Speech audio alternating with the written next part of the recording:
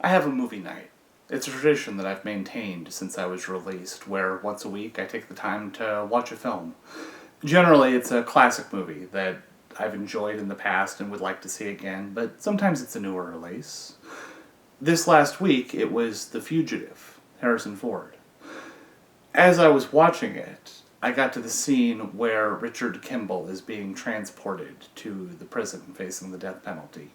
And I had a clear moment of recollection of my own bus ride to prison. You see, I had been presented with the possibility of receiving the death penalty. The district attorney had pushed for it for a short amount of time before it was dropped because their case wasn't strong enough. I spent a lot of time thinking about the possibility of dying on a schedule, being presented a piece of paper that would say the day the state would execute me.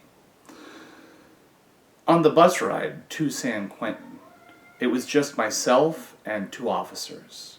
You see, because my case had been so high profile, they got me out of the county jail almost as soon as I was convicted. I believe it was 2 days later. I was instructed not to speak. They put me in shackles, a paper jumpsuit, and pulled me out of my cell at about 4 in the morning. And it's about 2.5 hours to get from the Ukiah County Jail, where I was housed, to San Quentin, where I would be doing my time. I tried to engage the officers in conversation on one occasion, and they snapped that I needed to keep my mouth shut, so that's what I did. I just watched the scenery pass on the ride to San Quentin. One thing that stands out is music. You see, I hadn't listened to music of any sort for the whole time I'd been in county jail. It was 9 months or so. So the fact that they were playing the radio as they talked to each other on the ride was just incredible, and I was listening to the music and watching the scenery go by and thinking about what was going to happen next. One of the officers, not the gentleman driving, but the passenger, I don't want to use his name, we'll call him Officer Black, but I believed that he didn't like me. There had been a couple of interactions that I'd had with him while in county jail that had said to me that he had a problem with me. On one occasion, I tried to have a religious medallion sent in to wear during trial, which is something that anybody was allowed to do. He had denied it and said that Jewess, that's without the H, was not a religion, and so I wouldn't be allowed to have my medallion. This in and of itself probably wouldn't have told me that he didn't like me, but there was one or two other things. I got in a small amount of trouble for being in somebody's cell while I was in county jail, which everybody did. I'd done it probably 200 times, and so had everybody else in the jail. However, on this occasion, he singled me out and made it so that I couldn't get any visits from my family for the last month before I went to prison. It seemed very petty to me, like he singled me out specifically. On this ride, it was confirmed to me that, in fact, he didn't like me. He looked back at me and shot me a nasty look, and then he said to the driver, "Hey, I don't think Channel's going to make it 1 year in San Quentin." It was the kind of thing where you know they're talking about you, even though they didn't speak to you, they want to make sure that you heard it.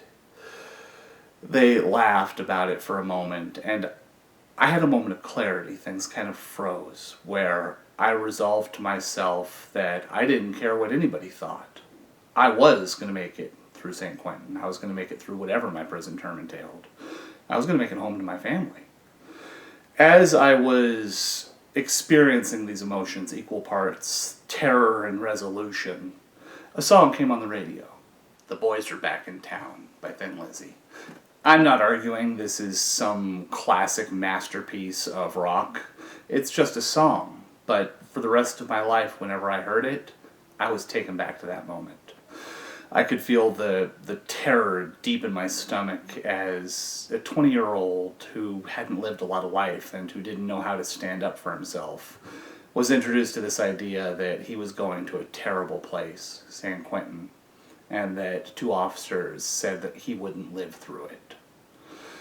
And the resolve, the sheer determination that I would survive. I'd be strong, clever, smart, whatever it took. 17 years later, in 2018, I got to drive over these roads again after I was paroled.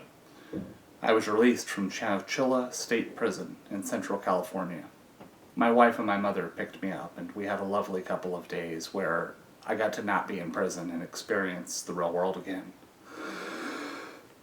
As we were driving back to Mendocino County, where my parole was going to start, we drove over some of the same roads that we had went to whenever I was driving to San Quentin.